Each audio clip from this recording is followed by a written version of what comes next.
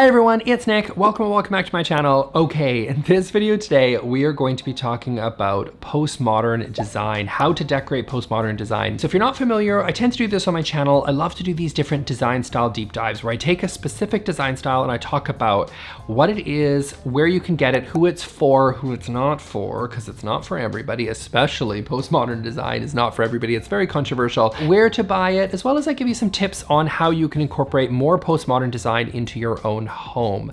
So let's get to it. Okay, so what is postmodern design? So postmodern design really sort of hit its stride in kind of the 70s, but really started to actually take off really in the 80s. And it is so often known as kind of that 80s, 90s design style. As you're gonna see a lot of photos in this video, you're gonna be like, yep, this is the 80s and the 90s to a T. So postmodern design really is a response to modern design. And I think this is where some people get confused, and I really want to try to explain this because modern design is really what we kind of call a mid-century modern design, right? This is design that was taken off in the 50s and 60s.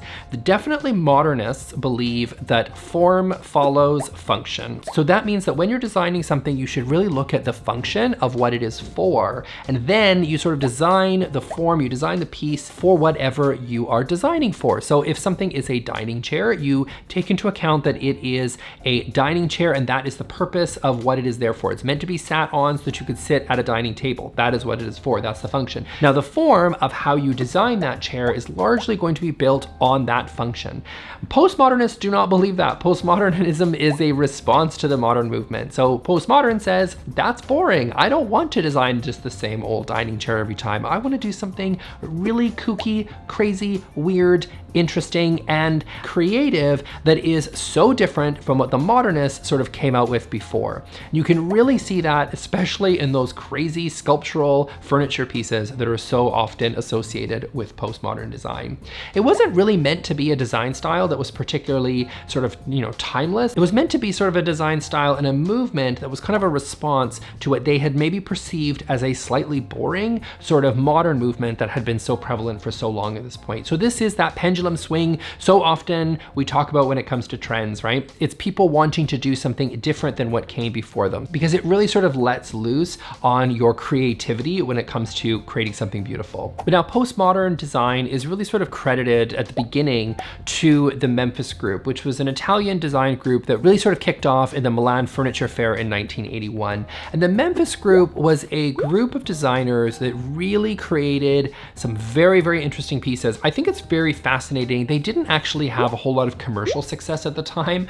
They didn't sell a whole lot of furniture, but you just cannot escape how their designs impacted the prevailing design sort of philosophy of the 80s and even into the 90s, right? So yes, they didn't necessarily sell a lot of furniture, but their impact is felt in a profound way because it really came to be synonymous with that era. So you saw lots of big, bold colors, use of sort of different interesting materials being used, a lot of plastic, a lot of acrylic, just a lot of really sculptural shapes and not being held back by what they perceived as the limitations of sort of modern design at the time. So instead of something just like really clean and simple, instead it was how kind of weird and creative can we be if we don't follow the ethos of what came before in sort of modern design. Now I think that's what's really what set postmodern apart. Okay, so now let's talk about postmodern now because postmodern is having a moment. I've said on this channel before, I'll say it again, but postmodern furniture has definitely taken off. And I think how postmodern is different than it was sort of in the 80s. It's a lot more better integrated, I think, in terms of blending with modern design and sort of blending with different sort of design styles. I think we're seeing that yes, postmodern is bold, it's sculptural, but oftentimes the color palette is a little bit more muted than we saw in the 80s where, you might see a bright fuchsia and pink and lime green couch, for example, right? That's less popular now. And now we're seeing more sort of neutral tones and more grays and browns and beiges as opposed to sort of the big wild and wacky colors that we sort of saw in the 80s and 90s. So I do think it is also being mixed with modern design a little bit more. So instead of being that in your face movement of like how crazy and zany can we be, it's become a little bit more of a blended piece where sort of really people are using postmodern pieces as sort of sculptural conversation areas and conversation pieces that really make a space look interesting and sort of break it up. Again, we're seeing the same response to modern design that we saw back in the 80s, which I personally find to be fascinating, which is that if you look right now, if you've been in a West Elm home or a Crate and Barrel or whatever in the last like decade, it wouldn't surprise you to know that a lot of Scandinavian and modern design has been very popular for a long time, to the point where I think a lot of the couches, side chairs, coffee tables, dining tables, whatever, started to kind of look the same. I see you in the comment section being like, kind of like your background behind you. Yes, I love modern design, I'm not gonna lie, but I do think that postmodern is an interesting sort of swing of that pendulum where people go, how do we create things that are a little bit more interesting to break up some of that modern design, which I think is really, really interesting and fascinating, and something that is definitely happening right now that is different than what happened before, but it's being done in a way, as I said, that is blended with different design styles, I think more cohesively than sort of it was back in the 90s and 80s when it was just a little bit more in your face. Okay, so who is this design style for? I would say if you're someone who loves personality, someone that loves bright colors, someone that loves something really, really interesting, then postmodern might be for you. I think a lot of you might be interested in postmodern because, as I said, you're able to break it up in a really interesting way. So I do think there's a way to blend postmodern really well with other design styles just to create those interesting conversation pieces and just sort of really beautiful lines that are not just the plain boxy square lines that we have seen in modern design for so long. Now, who is postmodern design not for? I would say people that don't want really kooky, crazy design in their space and they like those clean lines. I would say people that are really looking for a little bit more of that sort of toned down, simplistic furniture styles that we have seen in the modern era. Those types of people that really love that. People like me, for example, tend not to like postmodern as much. I think the other group that it's potentially not for are people that are really in love with that traditional or even a transitional space. It might be a real challenge for you to integrate in some of those postmodern pieces. However, there is a lot of detail and ornamentation oftentimes in postmodern design, so you can definitely blend those two styles as well. I would say that if you're talking about just using a postmodern design, I would say people that are traditionalists or even modernists are probably the people that would not find this style to be particularly interesting and good for them. Okay, so now how to decorate postmodern. So here's some tips for you. Tip number one is go sculptural. Go interesting and really bold with some of your sculptural pieces that you bring into your home. So this is a style that braces sort of randomness and maybe even a little bit of feels somewhat chaotic sort of in nature. And so you really want to look for pieces that are interesting, that combine unexpected details that you're putting together. So again, this is where you might have like a modern couch, but then you might put it with like a bold neon coffee table made of acrylic, for example, right? Like it doesn't always make a ton of sense, but embracing some of those really sort of interesting sculptural moments can be really beautiful. So embrace the abstract, right? It doesn't always have to always look the way that you think it would, right? You can look for couches or dining tables or whatever in pieces that are a little bit more bold, a little bit more crazy. They don't always have to make a whole lot of sense. You're not necessarily looking for really straight, clean lines. You're looking for really like interesting curves. You're maybe looking for some asymmetry, right? You're looking for ways that you can break up your design in your space so that it becomes a lot more dynamic and a lot more sculptural rather than sort of those basic simple pieces that you saw in modern design. So I would say really looking for those abstract and sort of interesting pieces is going to be huge for nailing that postmodern look. Okay, my next postmodern tip is looking for color in your design, right? So yes, there is definitely a postmodern trend for sort of using a lot more of a neutral palette, which you can absolutely do. But I do think that if you're going for that classic postmodern look, I wouldn't be afraid to throw in pops of color, especially really bright, crazy, kooky colors. We're talking like neon pink or blue, right? And even some of those retro colors like that avocado green or burnt orange, right? Even things that are like very 70s, right?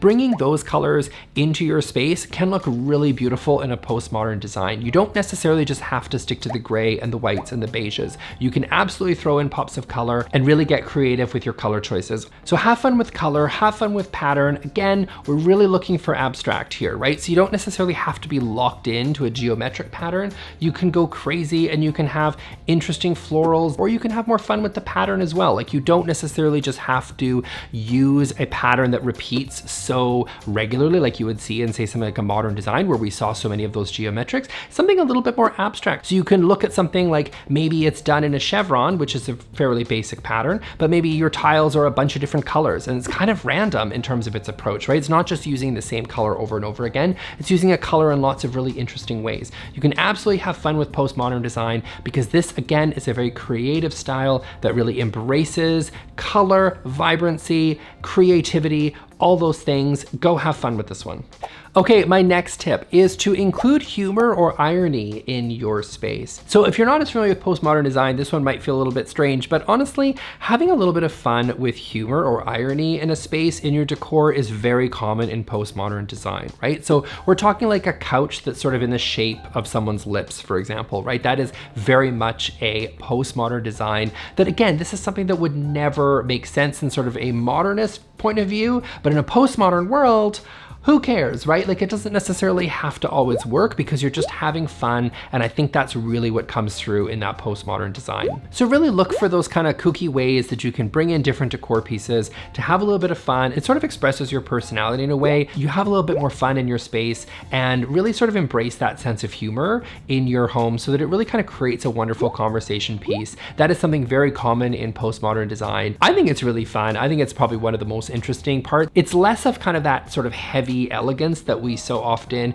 see in like luxury design, and it becomes a little bit more approachable because it's just really fun and silly and has some personality to it. I think that also is what makes this style really interesting. So here, for example, you've got like this stool, right? That's made in the shape of a cow and it uses cowhide. So instead of, you might see a cowhide stool might not be something particularly original, but then all of a sudden when it's in the shape of a cow, it's a little bit weird and interesting, right? You've got this one here, which is a side table that is in the shape of a corn on the cob. I mean, how weird is that? But like, kind of fun and definitely a conversation piece. Like it's definitely going to start a conversation, and that's fun. Like that's fun to have like interesting pieces, especially if you embrace this sort of whimsical creative style. I also think this sort of section, this creativity and fun, I think is also why postmodern is, I think, making a real comeback amongst sort of Gen Zs, because I do think that it is a very young at heart design style. I do think that some people might look at it and think it's a bit juvenile at times, but I do think that it is kind of fun and interesting, and I think that's why it is so often really embraced with young people. I think that makes sense that this style is going to be really popular with the teens and sort of people in their early 20s. I think that's why this style is particularly popular at like retailers like Urban Outfitters and stuff like that. That's sort of the demographic that they're catering to, and I could see why, if you were sort of in that age bracket, why this style would be appealing, particularly because of this fun personality, sort of irony brought into your home decor. It doesn't necessarily mean that it has to be done this way, but I think it's sort of really interesting and appealing to that demographic. Okay, my next tip for nailing that postmodern look is going to be asymmetry. So I've talked about on this channel the difference between symmetry and asymmetry. Symmetry being, of course, that if you split something right down the middle and you have two halves of the same thing, they are going to be identical on both sides. And I think symmetry does a really great job of sort of making something feel really grand, right? I think I used in my example, my Art Deco video, the example of a church, right? You walk in and you're seeing this grand space. It's very traditional and it definitely makes a statement, and it has a sense of grand awe when you walk in. Even if you're just walking into someone's bedroom, I think a symmetrical bedroom definitely has a presence to it that asymmetry just doesn't have. But I do think that asymmetry creates a really interesting look, creates something, especially when it's balanced, when you have sort of equal visual weight on both sides, it creates something really interesting and unique. And I really love an asymmetrical design, especially if you're trying to create something that doesn't feel as formal, but feels a little bit more fun. And I think you know where I'm going with this. This is why this works so well in postmodern. Asymmetry is fun and interesting and dynamic, as opposed to sort of maybe sometimes the stuffy formality that you get with something like a symmetrical design. So you want something that's really balanced, right? You don't want something that feels really unbalanced, where you have lots of stuff on one side, but maybe got an empty wall on the other, right? You want it to feel balanced, but you want it to also feel really interesting and dynamic. And you can do that with a postmodern space because that's what postmodern is. It's interesting and dynamic. So it makes sense to really lean into an asymmetrical style in most of your rooms. Okay, next up, let's talk about where to shop for postmodern furniture. So I'm going to single out some specific retailers where I have seen a lot of postmodern design lately. So I'm going to start with something a little bit more, I would say a little bit more on the higher end, to be honest, which is CB2. Now, it's not obviously ultra luxury necessarily, but CB2 is a little bit pricey for sure. I think they've really done a great job of nailing this sort of sophisticated postmodern look. So being inspired by sort of the postmodern that came before, but maybe leaning a little bit less into the brightly colored plastic stuff and like the inflatable furniture and all that sort of stuff, and more leaning into sort of those sculptural pieces, but especially made of some of those really luxurious materials. So things like stone, things like fur, things like velvet, right? So really leaning into those luxury materials, but doing it in a really postmodern sculptural shape that we have seen so often before from the 80s and 90s, from those days. So I do think that if you want to look for inspiration around that kind of sophisticated luxury version of postmodern, especially one that really mixes in with traditional or modern pieces, more modern pieces for CB2, then I think CB2 is a really great option. They do such a great job of still doing some of those interesting modern pieces, but nailing sort of this mixed postmodern, modern look that we're seeing is so popular right now. Next up, I want to single out another couple, Urban Outfitters, as I mentioned, and also Anthropologie. I'm noticing a lot of stuff for them. They are really going, I think, heavy into that 80s, 90s postmodern look. I do think it has a lot to do, like I mentioned earlier, of this being such a popular design style with really younger folks right now. They're looking for something different than sort of the modern furniture that was so popular with the millennials that came before them, and I think postmodern makes sense for them.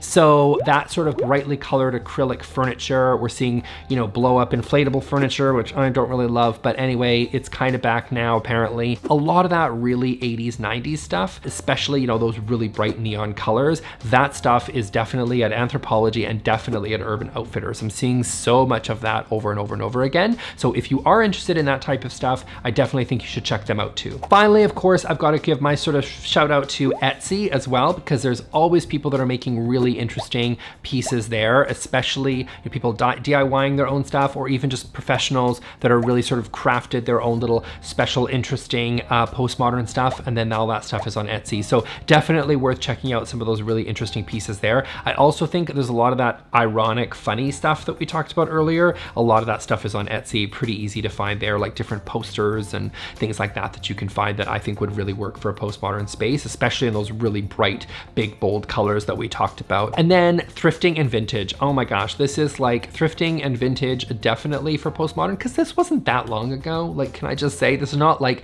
the Art Deco video where we were trying to, you know, nail some of that authentic stuff from 100 years ago. This is stuff that's still very much in people's homes right now. You know, if it's currently in people's homes, for a lot of people that are maybe kind of tired of the 80s, 90s, they're absolutely going to be sending it to Goodwill, and you can go and check it out there, because I'm sure Facebook Marketplace and all the different, you know, thrifting, secondhand stores, whatever, wherever you're getting your stuff, all have lots and lots of postmodern stuff as people clear out their stuff from the 80s and 90s, because again, it wasn't that long ago, so it can't be that difficult to find. So definitely check those out for some great postmodern finds too. So that's it for me for today, you guys. I'm going to link here to my playlist for interior design style deep dives, because I've done Scandi, Japandi, what else have I done here? I've done mid-century modern, which we talked about a lot in this video. I've done Art Deco. I've done a whole bunch of them, as well as places where you can learn about your interior design style to find your own signature style. So I will see you all in those videos. Thanks. Bye.